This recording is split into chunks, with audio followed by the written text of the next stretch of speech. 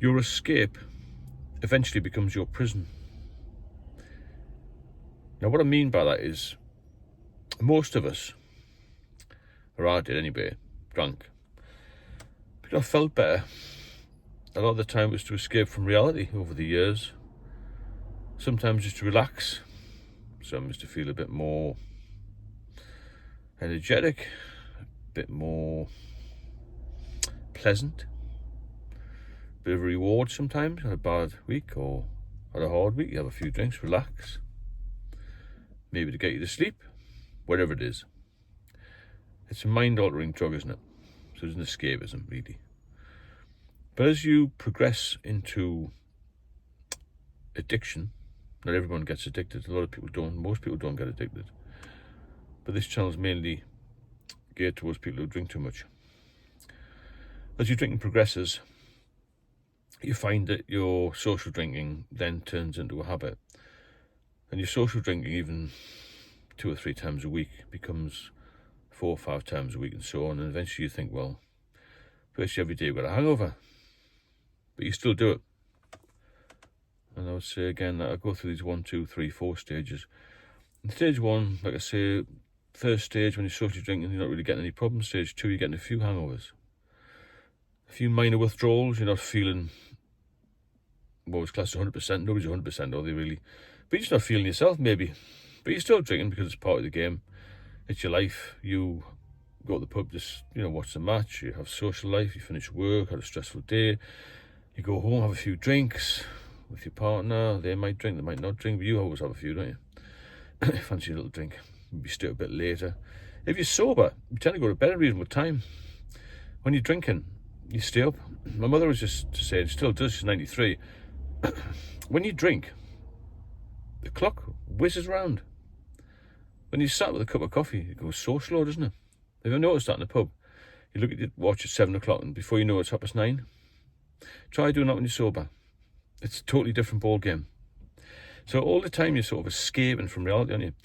Even when you're just feeling a bit better, a bit more up for it. Got your mojo back, all this sort of thing. So as time progresses, you're feeling a bit rough, but you just get on with it because it's part of your life. Very social, there's alcohol everywhere. And then maybe you're starting to slip into stage 3, which is when you may be having a few issues. You may be taking your sick leave because you've had too much to drink, or you're really looking forward to your weekend off or your day off so you can have a bit more.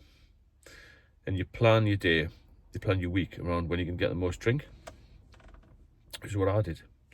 I think, I've got a day off during the week, I'm going to have a few on Tuesday night, and I'm going to have a load on Wednesday. And you spend all your money, don't you? All that hard-earned cash is going on drink. Taxis, food, buying people drinks you don't even know, all this sort of thing. Making bad decisions. Buying things you wouldn't normally buy if you were sober. And you're starting to feel a little bit unwell, maybe. Not yourself. You've lost a bit of your ambition.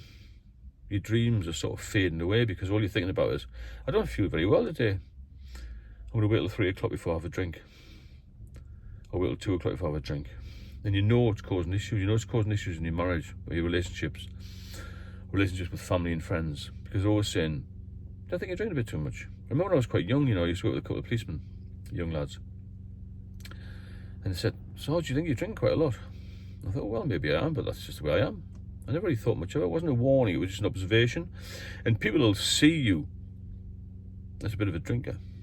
And you get this handle, don't you? You're always in the pub and that. But I used to drink with people who were similar to me. Big drinkers. It was our life, really. Lost all the hobbies and interests I used to have when I was younger.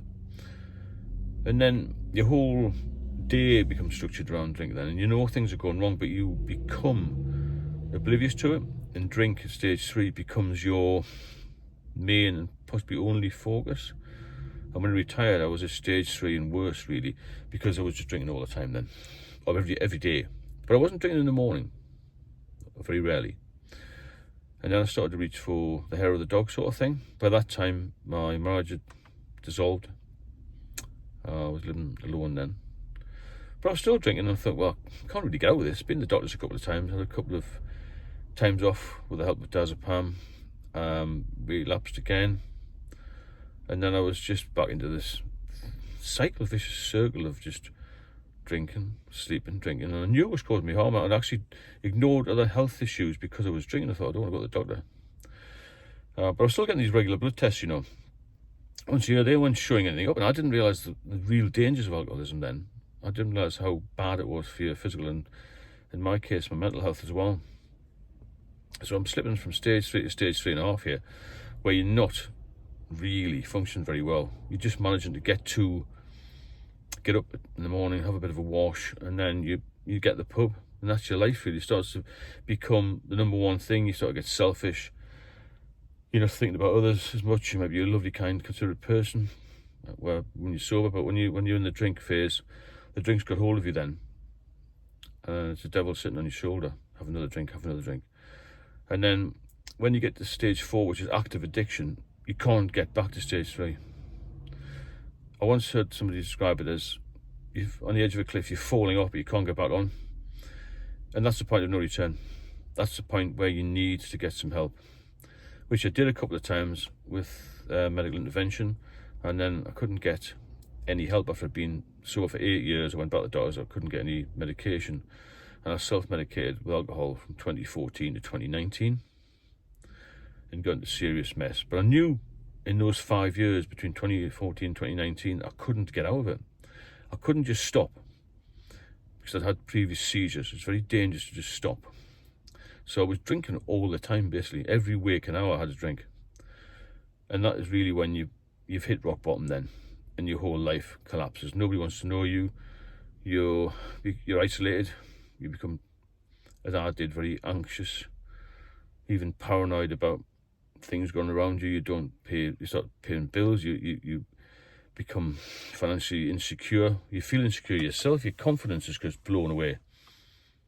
You've gone from a confident man, in my case, or a confident woman in a woman's case, to being a physical and nervous wreck.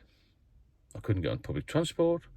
I couldn't do anything. All I could do was get a taxi from door to door to the pub and get stocks of beer in. I was so frightened I was going to miss out. I was going to run out of beer. I had loads of beer in the fridge, loads of beer in the cupboard, piles and piles, stacks and stacks of beer. But I was still thinking, what happens if I run out? And I was so worried about life. Now I don't worry about anything really. Maybe my partner, my daughter, mother, my health, but I was worried about the smallest thing that came through the letterbox. A little noise, or somebody driving past a flat, or somebody walking by. Terrified, to be honest. I was worried about going to busy pubs, busy places. I always had to have somebody with me. From being a happy, successful man, I was really, really down. And I think a lot of it was mental health, and obviously the physical side of it didn't help, because there's no positives to alcohol. It drains you completely. It takes all your energy away. You become malnourished. Obviously you don't eat properly, you don't sleep properly, you don't rest. For years I don't think I slept properly. And then you're in this active stage 4, and that's when it's hard to get out. Really is difficult. But you can do it. There is hope. And I got taken to emergency hospital in 2019. That's what saved my life. Going into hospital, to be fair. I had no choice. But I don't want you to get to that stage. I want you to cut it out as soon as you can. Or cut back. Even if you just cut back a little bit, you'll find that you feel better. And it's a hard thing to tell somebody who's a big drinker, who enjoys it, you can't have another drink for the rest of your life. But you can't think of it like that. You've got to think of one day at a time, and think, well, today I'm sober. Because at one point, and I would hate to go back there, don't think I could face going back to my old life for an hour. I couldn't even stay sober for 10 minutes. I always had to have a drink by my bed, even when I was asleep or comatose or collapsed. So you've got to take one day at a time. If you can do 24 hours, if you're a heavy drinker, you can do 24 hours without a drink, you're doing well. But as I said earlier, if you've got any doubts about this, if you're dependent, you think, then you must see a medical professional, because they'll guide you through it. Because sometimes you will have to get some medication. I didn't get any, you have to say. And I was so frightened of having a seizure, because you will have a seizure if you stop immediately, and just stop suddenly, as it were. Because your body and your brain have got so used to having this fix, you see. Your digestive system gets messed up. Everything gets messed up. So you need some professional help in some cases. A lot of people are going to just taper off. Go from 10, 9, 8, 7, 6, 5, 4, 3, 2, 1 sort of thing. Slowly. You must cut down slowly if you've been drinking a lot. If you can taper off, it's even better. Because every week you'll feel better. Just cut down by 2 drinks a week even. Do it over time. You can't turn back 30, 40 years of drinking. Suddenly you just say, I'm going to stop tomorrow.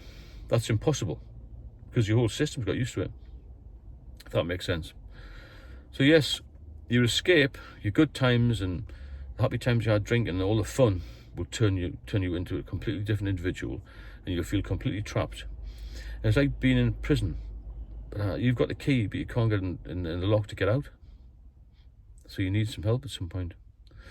If you are benefiting from the channel, then please subscribe and share the videos. I've got an ebook out as well. And if you want to leave a comment, please do, and I'll speak to you all soon. And one other thing, if you have any particular subject you'd like me to cover, then please do. There's a lot of people on this channel, and nearly 6,000 of us, who all have a lot of experience in this field, and all of them are willing to help each other. And it's a great community. Get involved. Speak soon.